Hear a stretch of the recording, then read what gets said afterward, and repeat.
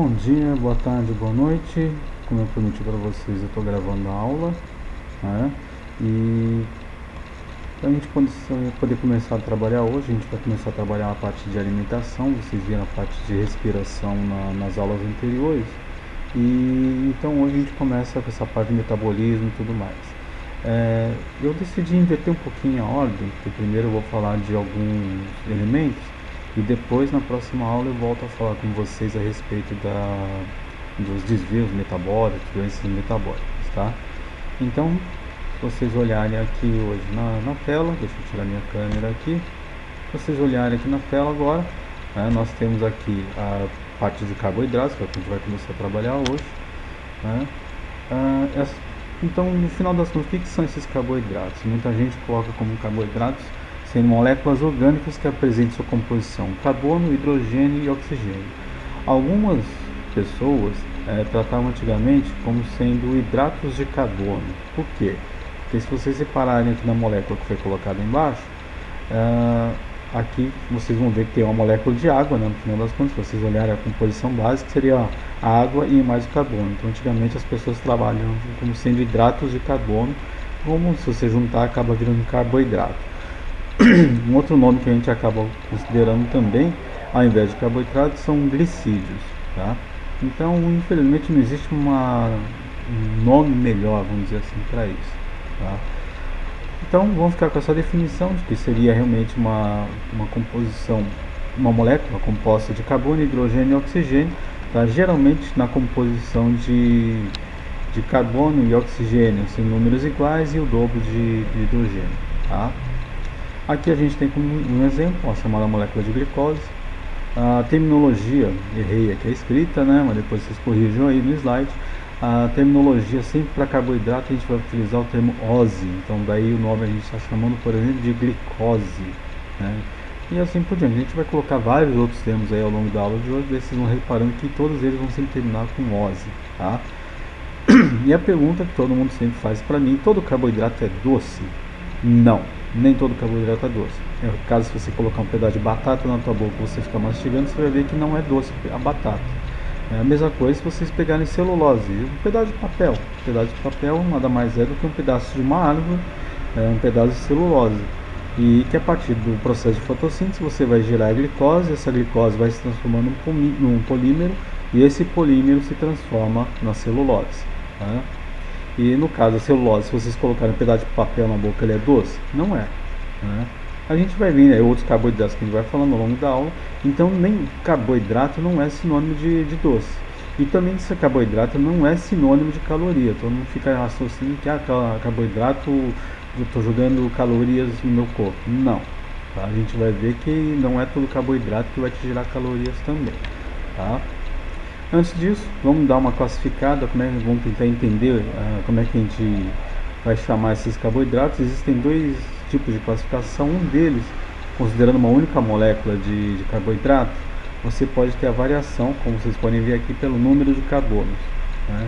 Pelo número de carbonos, então eu começo a contar a partir de 3 carbonos de uma única molécula, eu posso chamar ele, por exemplo, de triose, né? Uma substância que a gente usa, que a gente produz, aliás, no nosso próprio organismo, a triose que a gente produz, é o chamado gliceraldeído. Gliceraldeído 3-fosfato, o nome completo dele. Ele é formado a partir da quebra da molécula de glicose. Então, quando você vai lá, ingere a glicose entrou na sua célula, dentro do citoplasma, essa molécula de glicose ela é quebrada em 2 carboidratos menores, que no caso são 2 trioses, já que a glicose tem 6 carbonos, cada triose então vai ter 3 carbonos, né, consequentemente. Então, na via metabólica da quebra da glicose, eu vou gerar 2 trioses, tá? Eu tenho outros elementos que vão ter 4 carbonos, por exemplo, uma tetrose. A eritrulose é um tipo desses carbonos, desses carboidratos com 4 carbonos, tá? Ela é muito utilizada pelo Donald Trump, tá? Por que ele usa muito eritrulose? A eritrulose ela é muito utilizada na indústria cosmética para bronzeamento artificial, né? Como é que a gente sabe que o Donald Trump usa? É só olhar entre os olhos dele, tem um risquinho branco. Aquilo é sinal daquele, ele põe aquelas 2 bolinhas com um negocinho no meio, porque ele faz bronzeamento artificial, então dá para perceber por ali, né? A outra molécula que a gente tem, nos casos, são as mais conhecidas que a gente tem, são as de 5 e de 6 carbono. A de 6 carbonos é chamada de pentose. 2 exemplos que a gente conhece aí que a gente fala muito nas aulas com vocês, são a ribose e a desoxirribose. São os carboidratos presentes no RNA e no DNA. Então, se vocês tiverem aqui, vocês teriam o ácido ribonucleico e o ácido desoxirribonucleico. A diferença é exatamente o que? A quantidade de oxigênio que está presente aqui numa molécula e na outra. Tá? Mas praticamente a conformação de ambas praticamente é a mesma. Tá? Com 6 carbonos, a gente já comentou hoje, agora um pouquinho mais cedo, né? Vocês teriam aqui a hexose. Esquece esse 9 aqui, ele entrou sem querer na hora que eu fui digitar os parênteses, esqueci de tirar, depois eu corrijo isso. Vocês vão ter então duas moléculas conhecidas, uma delas é a frutose, como vocês sabem, muito docinho, gostoso na hora que você está comendo uma fruta, a chamada glicose e a chamada psicose. Psicose também é um tipo de carboidrato? Sim, existe um carboidrato sintético, existe na natureza, mas é muito raro de conseguir essa molécula, mas existe sim um carboidrato chamado psicose, tá? E um outro carbono raro de ser encontrado também é a cedroepitulose, tá? Com 7 carbonos e uma epitose, tá? Dali para frente é muito mais difícil conseguir um carboidrato sintético com 8, 9, 10, 12 carbonos, tá? Praticamente impossível de conseguir, tá? Outra classificação que a gente utiliza é pela quantidade de moléculas associadas. Então eu vou pegar, por exemplo, aqui no caso, se eu juntar duas trioses, que é no caso gliceraldeído 3-fosfato, se eu juntar duas trioses eu passo a ter uma hexose, né? Eu teria aqui no caso um monossacarídeo, uma única molécula que vocês conhecem no caso que é a glicose, tá? Se eu tiver uma outra molécula aqui no caso, outra frutose, a molécula de frutose é uma única molécula também com 6 carbonos. Galactose também é uma única molécula com 6 carbonos, tá? Já se eu juntar de 2 até 10 moléculas de glicose, eu passo a ter então um oligosacarídeo, tá? Como foi colocado aqui. Um exemplo que a gente tem aí, por exemplo, de disacarídeos, que são os mais conhecidos que a gente tem, o cafezinho que vocês tomam no açúcar, né? Quando você coloca o açúcar ali que você tem na tua casa, o açúcar refinado branco, aquilo é... Opa, desculpa que foi um pouquinho a mais. Você tem ali a sacarose, esse açúcar de cana que a gente coloca no café. Aquilo é sacarose. Quando você joga ali dentro do café de vocês, ela pode se dissociar e pode gerar glicose mais frutose. Ou por alguma ação enzimática, ela também pode quebrar em glicose e frutose, tá? Um outro açúcar que vocês têm, a chamada maltose. Maltose, se vocês lembram do nome, vem do nome de malte, né? Exatamente. Então, quando você tem a maltose, ela vem da quebra da molécula de glicose e outra de glicose. Você junta duas glicoses, você passa a ter a maltose, tá? Então, o açúcar que vocês falam de puro malte, coisa do gênero, é porque você teve a quebra de moléculas de glicose e acabou de... Na verdade, você quebrou um açúcar mais complexo, tá? E a partir desse açúcar mais complexo quebrado, você acabou gerando a maltose, tá? E essa maltose, assim como a sacarose, ela também é mais docinha. Ou então vocês já ouviram falar em leite maltado também, é a mesma coisa também, através desse disacarídeo, tá? Então, uma maneira de você gerar maltose, por exemplo, que a gente usa muito, é quando você, para você poder fazer, né, a própria cerveja, você coloca o grão de trigo dentro da água, você hidratando aquela molécula, ela quebra a germinação do grão, e quando ela quebra a germinação do grão, dentro do próprio grão começa a produzir uma enzima que vai quebrando essa molécula mais complexa e vai gerando a maltose. Por isso que a gente fala então de cerveja puro malte, porque ela quebrou essa molécula maior e deu origem à maltose, tá? A lactose, vocês já ouviram falar também uma vez na vida, já ouviram falar em pessoas que são intolerantes à lactose, como o professor que aqui vos fala. Também nós temos aí então duas moléculas menores, dois monossacarídeos. No caso a galactose, já ouviram falar no chocolate Galac? Então, aquele gostinho de Galac que vocês têm aí é exatamente a galactose. E a glicose que vocês conhecem. Lactose não é doce. Se vocês tomarem leite, vocês não sentem o gostinho de doce no leite, não tem isso, tá? Então ela é quebrada no organismo de vocês e vai acabar gerando a glicose e a galactose, literalmente no de vocês, porque no meu não quebra, tá? A quantidade que quebra é muito pequena, acaba gerando muitos gases, a gente vai falar um pouquinho isso aí mais à frente. Tem também trissacarídeos e por aí vai. Eu não vou ficar dando exemplo para ir para cá, que senão vai acabar ocupando muito tempo. Eu prometi para vocês que não vai durar muito mais do que... Não vai chegar meia hora o vídeo, tá? 20 minutos eu falei, mas tá difícil de conseguir manter nos 20 minutos. Eu estou treinando aí, tá? Se eu tiver 11 ou mais moléculas associadas, eu vou ter os chamados polissacarídeos, é o caso do amido Eu vou pegando vários e vários carboidratos, vou juntando e acabo formando o amido que vocês conhecem. A mesma coisa vale para a celulose. A quitina, não sei se alguns de vocês conhecem, já ouviram falar, a quitina é um carboidrato de cadeia complexa presente nos artrópodes. Então, quando qualquer bichinho que você pisar e faz crack, né, pode ser uma barata, pode ser um grilo, pode ser um camarão, um caranguejo, tudo que você pisar e fizer crack, tá, pode ter certeza que tem quitina na composição. A quitina também é um polissacarídeo. Tá? Inclusive, muita gente aí pega a quitina do camarão, por exemplo, e está utilizando aí para poder absorver colesterol e coisas do gênero. Vocês já ouviram falar na chamada quitosana? A quitosana é uma quitina específica da casca do camarão, tá? E por aí vai. Cuidado só por não confundir queratina com quitina. A mulherada que usa shampoo, coisas para reforçar a unha e coisas do gênero, vocês ouvem muito falar em queratina. Queratina é uma proteína. Quitina é um carboidrato. Como eu falei agora, quando você come um camarãozinho na praia, você sente que ele faz crack. Então aquilo é um carboidrato presente no exoesqueleto de insetos e, de maneira geral, né, artrópodes. Né? Pectina, talvez alguns de vocês já tenham ouvido falar, a pectina ela está muito presente na casca da maçã, na casca da laranja. Ela é muito utilizada para fazer geleia. Tá? Então, quando você quer deixar aquela consistência gelatinosa da geleia, a gente usa muito, quando a gente quer fazer uma geleia mais tendendo para orgânica, a gente utiliza a pectina natural. Tá? Então, basta deixar ali a casca da laranja de molho, deixar a casca da maçã. A maçã é um pouco mais difícil conseguir, a casca do maracujá de molho, ela vai soltando essa pectina e ela é utilizada depois para poder endurecer, gelificar, que a gente fala, né? Uma geleia. A carragenina, que foi colocado ali, ou carragenana também é o nome conhecido, né? É um carboidrato também que a gente utiliza a partir de algas marinhas. Tá? Essa alga marinha que a gente vai tirar, a carragenana, tem bastante, né, aqui no Brasil, e ela é utilizada como espessante. Então, quando você tomar um sorvete cremoso da próxima vez, você vai lembrar desse polissacarídeo que vai dar essa cremosidade. Pega aquele sorvete que vai derretendo na boca, aquela cremosidade toda que dá, é a carragenana. E o alginato, que eu até esqueci de colocar ali, o alginato também é um polissacarídeo. Tá? Então vamos dando sequência aqui.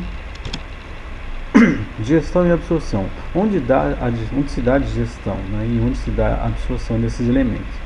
Então, na boca eu vou ter a digestão principalmente do amido.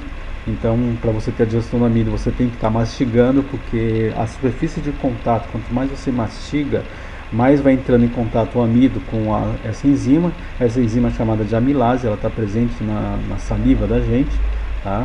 E ela tem que funcionar em pH neutro. pH, não sei se vocês lembram das outras aulas, a gente falou sobre alcalinidade, basicidade, né? Ou então basicidade, e falamos sobre acidificação. Então o pH neutro nesse caso aí, a gente vai usar o pH 7. A boca de vocês tem que estar nesse pH 7. Tá? Então a digestão, a amilase, ela só vai funcionar nesse pH 7. Tá? E ela vai quebrando amido conforme vocês mastigam. Se vocês pegarem um arroz japonês, né, para quem já conhece, já comeu aí, quando você vai comer o arroz japonês, ele não tem tempero, não tem óleo, não tem sal, é só a água e o arroz. Conforme você vai mastigando aquele arroz e deixa ela muito tempo mastigando a boca, vai entrando a amilase em ação e vai quebrando esse amido do arroz. Chega uma hora que você está mastigando aquilo, você começa a sentir que está ficando meio adocicado na sua boca. A mesma coisa acontece quando você está mastigando um miolo de pão, por exemplo. É o mesmo efeito. Você vai mastigando ali, chega uma hora que você começa a sentir que ele vai ficando doce. Mas assim, tem que mastigar muito, tá? Para você começar a sentir esse saborzinho meio adocicado na boca, tá? Desculpa. E aí também que mora o perigo, porque geralmente quando a gente come alguma coisa na rua, principalmente antes da época de pandemia, eu brincava muito com os alunos, quando vocês comiam um joelho ali na cantina, né? Aquele troço tem muito mais farinha do que aquele bolo de farinha enorme, com uma fatia de queijo e uma fatia de presunto, né? Quando você come lá o joelho. Aquela quantidade toda de amido para poder descer, não ficar entalado na boca de vocês, nem no esôfago de vocês, geralmente vocês pedem nenhum refrigerante junto. Refrigerante vai jogar o pH lá para baixo, vai tornar meio ácido. Tornando meio ácido enquanto você está mastigando o amido, e o pouco tempo que você mastiga, porque você só tem 15 minutos de intervalo, 5 minutos para descer, mais 5 minutos para enfrentar a fila e 5 minutos para poder voltar para a sala de aula. No final das contas, você vai comer correndo o joelho. Então esse pouco tempo que você tem ali, você vai tentar descer com refrigerante, o refrigerante vai alterar o pH da sua boca, você não tem digestão do amido na boca por causa disso. Tá? Tem que tomar muito cuidado quando vocês estiverem comendo e tomando alguma coisa, a digestão do amido pode não acontecer. Daí as recomendações de você não tomar líquidos enquanto você está almoçando, enquanto você está comendo um joelho, coisas do gênero, exatamente para evitar não, né? Exatamente para você tentar deixar acontecer a reação da amilase com o amido, tá? Então, digestão do amido, você tem praticamente 70% dela acontece na boca. Estômago você não tem digestão de carboidratos, você tem digestão principalmente ali de proteínas, mas você não tem digestão de carboidratos. Algumas pessoas, alguns sites falam muito em fermentação no estômago, mas daí há controvérsia. Algumas pessoas entendem que sim, outras entendem que não. Geralmente essa fermentação, a gente fala mais de fermentação no intestino, a gente não costuma falar de fermentação no estômago, tá? Então por isso que ali eu coloquei, mas nem todo mundo aceita muito esse negócio de fermentação no estômago, tá? Um detalhe interessante que eu coloquei para vocês é que conforme vocês forem comendo, tá, o teu estômago começa a dilatar, ele começa a aumentar, né, começa a ficar cheio, e ele vai começando a produzir uma enzima chamada leptina. A leptina, ela é responsável por dar aquela sensação de que já estou de barriguinha cheia, eu tenho que parar de comer. Tá? Isso que é o que deveria acontecer. Então, seu estômago está vazio, você está produzindo assim uma quantidade enorme de leptina. Tá? Então meu estômago está vazio, estou com muita fome. Né? Vai comendo, o estômago vai começando a dilatar, ele começa a aumentar o volume e a quantidade de leptina começa a cair e vai começando a te dar a sensação aliás, a quantidade de leptina começa a aumentar e você começa a ter então a sensação de saciedade. Por outro lado, se você vai lá e você come alguma coisa com açúcar, a sobremesa geralmente, tá? Você inibe a produção de leptina. Então aquela sensação de saciedade, aquela sensação de peso no estômago, ela acaba diminuindo, ela acaba passando. Tá? E o que vai acontecer então? Você sente vontade depois de comer ainda mais. Então, por isso tem que tomar muito cuidado com alguns alimentos que a gente fala, né? Por exemplo, se você pegar o caso de McDonald's e coisas do gênero, o pessoal coloca açúcar no molho, coloca açúcar nessas coisas, nessas comidas todas. Esse açúcar, ele ajuda a inibir a produção de leptina. Tá? Então o que acontece? Não te dá aquela sensação de saciedade. Muita gente aqui que está assistindo a aula já deve ter percebido isso. Você acaba de comer o sanduíche do McDonald's, cara, eu quero comer outro. Não me deu aquela sensação de que matei a fome. Por mais que você esteja de barriga cheia, tem muita gente que ainda fica com aquela sensação, pô, quero comer mais um. Quando eu tinha a idade de vocês, eu comia 3 Big Mac fácil. Né? Daí o que eles chamam de molho especial, na verdade, é o que está cheio de molho carregado de açúcar, né, no final das contas. Bom, então não acontece digestão de amido, de açúcar de maneira geral no estômago. A gente vai para a porção inicial do intestino delgado, tá, que seria chamado duodeno. Logo acabou o estômago ali, já começou o intestino, é chamado de duodeno. Duodeno, uma curiosidade, se é que vale a pena, que dá tempo de a gente comentar, porque ele tem exatamente o tamanho de 12 dedos, por isso duodeno que a gente fala, tá? O nome vem a partir dali. Ali você tem lembra que eu falei para vocês agora, você tem a digestão de 70% do amido acontece na boca. O que você não conseguiu digerir, esses 30%, vai ser digerido ali no duodeno através da amilase pancreática, do suco pancreático que você solta ali, tá? Mas aí aquela velha e boa pergunta, será que você realmente conseguiu degradar o amido, esses 70% na boca? Muito provavelmente não, porque você tomou com refrigerante ou você comeu muito rápido. Então vai chegar no teu duodeno uma taxa maior do que 30%. Nem tudo então vai ser digerido, vai sobrar muito amido que vai acabar descendo para o seu intestino. Tá? E daí o que vai acontecer? Vai para a porção média do intestino delgado, tá? Ali vai um chamado jejum, é a maior parte do intestino delgado que a gente tem. Tá?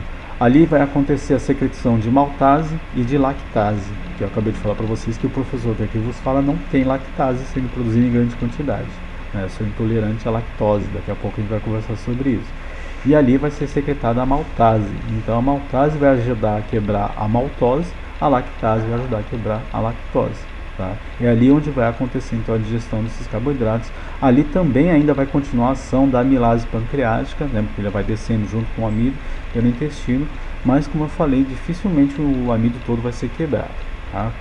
vai chegar ali no finalzinho do intestino delgado, e olha que é o chamado ilho, e depois vai entrar no intestino grosso. Essas duas regiões você não tem mais digestão, é só absorção desses carboidratos todos que foram digeridos, tá? E o que não foi digerido, como no meu caso a lactose e em grande parte o amido que vocês não conseguiram digerir ao longo de todo esse processo, vai sofrer fermentação, vai sofrer a ação das bactérias que estão no intestino de vocês. Então vai entrar no intestino grosso, a partir dali eu começo a ter a fermentação, tá? Então, sinônimo de fermentação, a gente vai ver daqui a pouquinho, a produção de gases e outros componentes, tá? Então a flatulência de alguns, né, vem exatamente dessa fermentação que acontece no intestino grosso, tá? Então, o que é essa fermentação dos carboidratos? Então, ela vai acontecer, falando agora fora do organismo de vocês, essa fermentação dos carboidratos ela vai acontecer geralmente por ação de organismos, no caso os fungos e bactérias, tá? Elas vão quebrar diferentes tipos de carboidratos. Então, pode acontecer a fermentação de fibras de celulose, pode acontecer a fermentação de fibras de alguns carboidratos associados a proteínas, vai acontecer a fermentação dos açúcares de maneira geral. Então vamos pegar o caso mais recorrente que a gente tem, que seria a produção do vinho, por exemplo. Você vai lá e você colheu as uvas, aquelas uvas que você não utilizou para poder vender, coisas do gênero, ou então são uvas próprias para poder produzir alguns tipos de vinho, é o caso do Merlot, por exemplo, né? Você pode pegar essas uvas e você vai transformar tudo aquilo com suco, com casca, com tudo. Você vai moer, vai triturar aquilo lá tudo, né? E vai deixar descansando. As próprias bactérias presentes na casca da uva, elas vão acabar fermentando aquele suco de uva, os açúcares do suco de uva. Quando eles fermentam, vai gerar, no caso, o álcool, por isso que a gente fala em termos alcoólicos do vinho, da cerveja, coisas do gênero, e vai gerar o CO2, tá? Então, quando a gente fala em gerar CO2, então o gás que tem, por exemplo, na champanhe, não foi ninguém que colocou ali não, tá, gente? O gás da champanhe foi, no caso, foi gerado junto com a fermentação. Por isso que nós chamamos aquilo de espumante do tipo champanhe, que ela é produzida na região de Champagne, na França, tá? Então, champanhe é só porque ela foi produzida naquela região.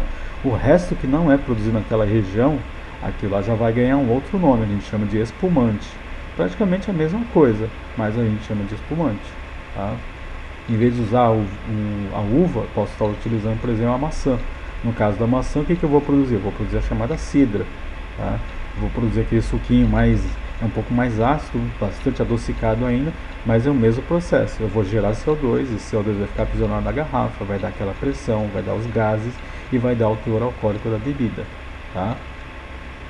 E a partir também daí que eu consigo fazer o pão. Quando eu coloco o fermento, que é a atividade que vocês vão desenvolver também, né, que está lá disponível no Instagram lá dos monitores, vocês vão tirar por base então que a Marcela, a menina que está acompanhando a gente lá da UFRJ, que ela fez o vídeo. Então acompanhem lá ela fazendo o pão, vocês vão ver que ali ela usa fermento biológico, são as leveduras, é um tipo de fungo, tá? E vai ser utilizado para fazer tanto o vinho, a cerveja, como também vai ser utilizado para fazer o pão, tá? Detalhe só que eu quero que vocês prestem atenção na hora que vocês estiverem fazendo a atividade, ela fala para vocês esquentarem um pouquinho o leite, tá? Ela colocou isso no vídeo e eu reforço para vocês. Vocês vão esquentar o leite, não pode deixar passar de 40 graus, tá? Como é que eu vou saber isso? Testezinho que mamãe já fazia para saber se o leite de vocês estava muito quente ou não.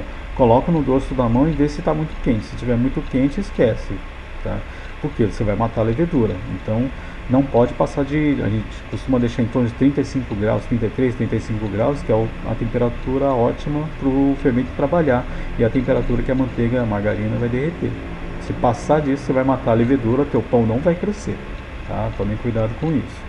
Outro tipo de fermentação que a gente tem é a chamada fermentação lática. Ela vai gerar, como já fiz o próprio nome, o ácido lático, tá? Ela é gerada tanto na musculatura de vocês, quem faz aí atividade física depois de um bom tempo que ficou parado, deve ter notado que no dia seguinte acorda todo dolorido. Esse dolorido que vocês têm são os cristais de ácido lático feito pela fermentação lática no músculo de vocês, e esses cristais de ácido lático eles formam pontas. Então, conforme as fibras musculares vão atritando uma com a outra, essas pontas do ácido lático vai gerando microlesões, tá? Então, por isso vocês sentem dor no dia seguinte. Para evitar esse tipo de coisa, toma muita água. Muita água, vocês vão diluindo esses cristais e eles vão indo embora, tá? E no caso também vocês vão gerar a partir dali da ação da fermentação das bactérias, vocês estão a formação dos iogurtes, o Yakult, por exemplo, também é um tipo de fermentação lática, e você também tem a formação de alguns queijos a partir dali. Fermentação acética é só você pegar aquele vinho que foi formado ali atrás na fermentação alcoólica, deixa ele aberto no tempo, vão entrar ali algumas bactérias, tá? E essas bactérias vão estar transformando então aquele álcool do vinho, vão transformar em ácido acético. Então aí que você tem o chamado vinagre de álcool ou vinagre a partir de vinho, tá? O vinho tinto ou vinho branco, tá? Então, continuando, a fermentação também pode acontecer dentro do organismo de vocês. Ali a gente colocou vários casos que isso pode acontecer. Entre eles é o caso que o professor que aqui vos fala tem um problema que é a chamada intolerância à lactose, tá? A intolerância à lactose, eu não consigo mais produzir essa enzima, tá? Depois, mais à frente, posso comentar melhor isso aí na próxima aula, tá? Por uma mutação genética que vocês têm, vocês conseguem digerir a lactose. Os mamíferos, de maneira geral, o gato, o cachorro e o professor que aqui vos fala, não tem essa mutação. Então, portanto, nós não temos então a produção da lactase. A gente produz lactase, o mamífero, de maneira geral, só produz lactase ainda na fase pequenininha, na fase de lactância ainda. Você ainda está tomando leite, você ainda produz lactase. Parou de tomar leite, essa enzima ela para de se produzir no organismo do mamífero de maneira geral. Tá? Então, cuidado quando vocês forem dar leite para gatinho. Se o gato já for velho, já for adulto, vai ter o mesmo problema que eu tenho, vai ter diarreia e cólica de chorar no chão. Eu até brinco, se eu ficar tomando muito leite, eu viro rei por um dia. Eu vou ficar sentado no trono o dia inteiro, tendo problemas, com muita dor inclusive, né? Vai ser uma coisa muito dolorida.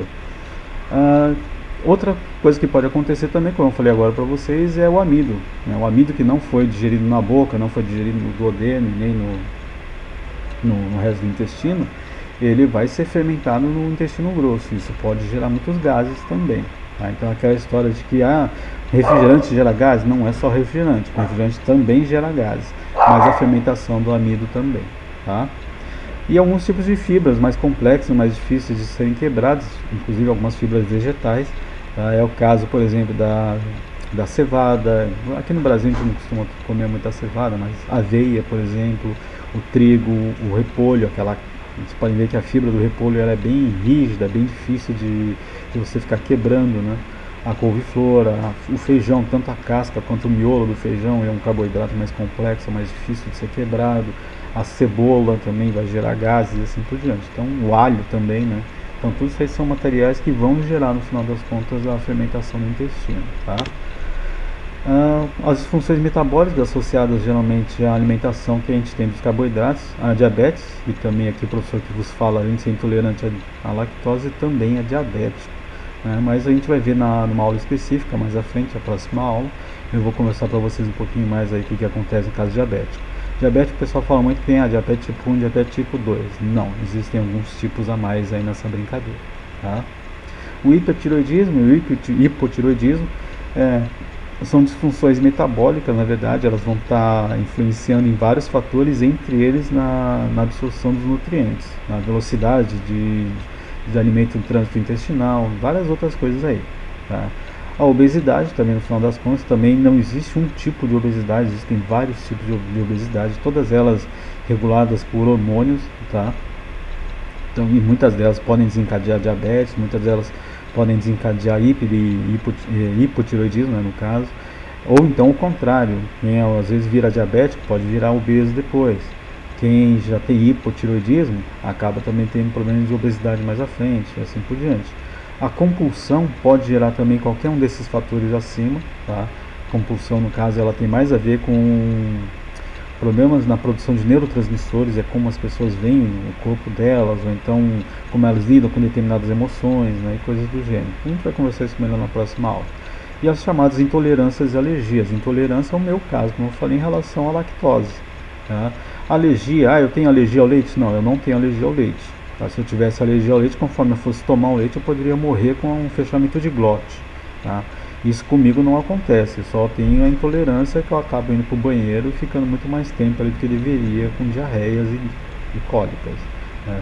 Já uma pessoa que tem alergia, ela tem o fechamento de glote, começam a aparecer as placas, né, na pele, coça pra caramba, fechamento dos olhos, e ela tem que ir para o hospital tomar adrenalina e outros antialergênicos no final das contas, tá? Alguns fatos interessantes em relação aos carboidratos, que já era para estar encerrando essa aula, então vamos falar rapidinho deles. Reação de Maillard. Reação de Maillard, quando vocês entram em casa e a tua mãe está fazendo bolo, por exemplo, você sente aquele cheirinho de bolo. Esse cheirinho de bolo são as proteínas, geralmente do leite, do trigo, que estão entrando em reação com carboidratos ali dentro. Então esse cheiro que vocês sentem é a chamada reação de Maillard. A mesma coisa acontece quando está com um lasanha, quando você coloca o queijo em cima e deixa o queijo dar aquela tostadinha, você sente aquele cheiro de caramelização, né, que você tem ali do queijo, da proteína do queijo, os carboidratos da massa, também é a chamada reação de Maillard. Tá? Então é uma reação química mesmo que acontece entre carboidrato e uma proteína. Caramelização, daí já tem a ver com a desidratação do açúcar. Você está tirando a molécula de água de dentro da molécula de açúcar, tá? Está acontecendo a concentração, a condensação dessa molécula, então você pode ver que ela começa a ficar mais espessa, tá? Como você faz um caramelo, por exemplo. Caramelo, por que o caramelo vai ficando escuro? Porque na verdade ele está começando a queimar, ele está começando a perder água por meio.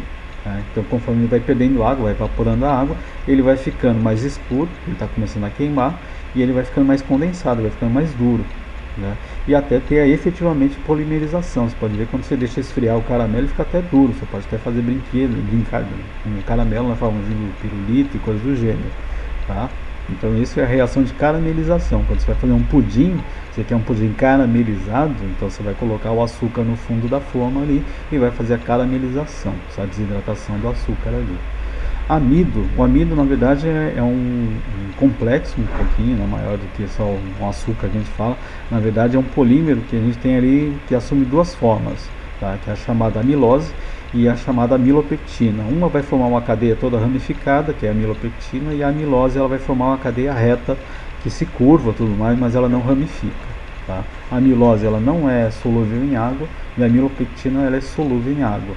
Dependendo do tipo de arroz que vocês fazem, o arroz tradicional que vocês têm aí na casa de vocês, que vocês comem, ela tem muito mais amilose do que amilopectina. Tá? Então é um arroz que ele vai ficar mais soltinho, se você fizer direitinho ele fica mais soltinho. Por outro lado, se você pegar o arroz japonês, ou aquele arroz arbóreo para você fazer risoto, é um arroz rico em amilopectina, ele absorve muita água. Então é um arroz ótimo, por exemplo, para fazer um risoto. Por que ele é ótimo para fazer risoto?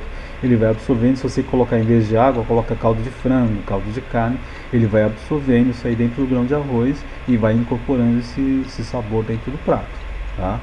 Então, só se você pegar um arroz japonês também, se vocês já viram, não é o mesmo arroz que vocês comem no dia a dia. É um arroz que a gente chama de arroz glutinoso, ele tem muito mais amilopectina. Então é um arroz que a gente até brinca lá, né?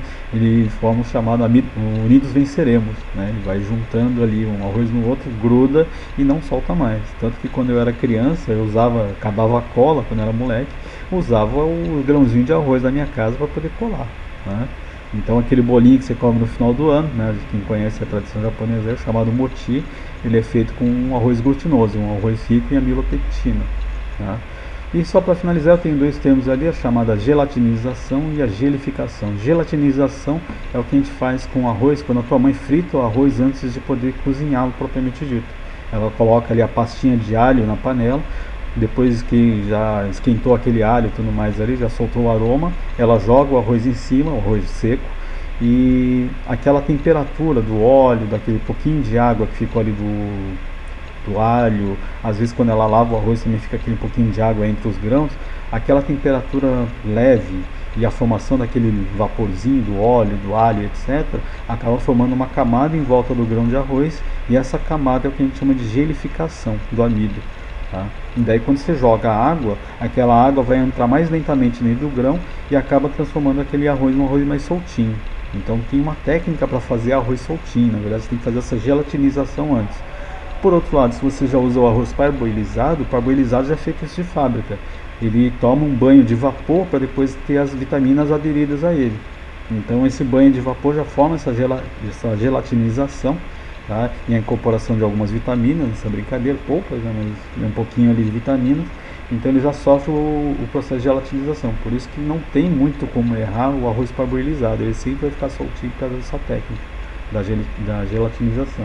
E a gelificação, quando você vai fazer um molho mais espesso, se você utilizar aí a maisena, né, ou então utilizar o frango, quando a gente faz o frango, a farinha de trigo, se você vai fazer um molho roux, que a gente chama, tá? Depois vocês podem procurar isso aí melhor na internet. Um molho roux que você utiliza para poder fazer um frango ali, por exemplo, um molho mais grosso, um molho branco mais espesso, a gente utiliza farinha. Como é que a gente faz isso? A gente joga a farinha na panela, frita essa farinha no azeite ou no óleo, tá? Então essa longa temperatura você quebra essas cadeias do amido e transforma aquilo num gel. E daí tanto quando você joga ali o leite no finalzinho, você cria então esse espessamento. Então uma maneira que você quer engrossar molhos e coisas do gênero é você colocar a maisena. A maisena vai gerar essa gelificação, vai espessar o molho.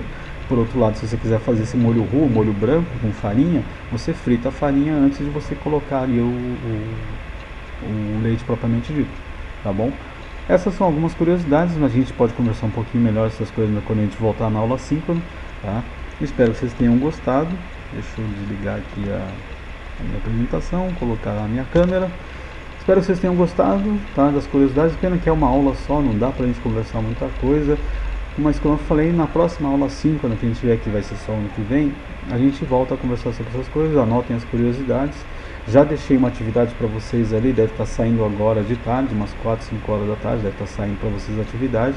Eu quero que vocês façam um pãozinho de Natal, comemorar com a família. No momento agora de confraternização, muita gente não está podendo ver avô, avó, tio, tia, como faria agora no final do ano.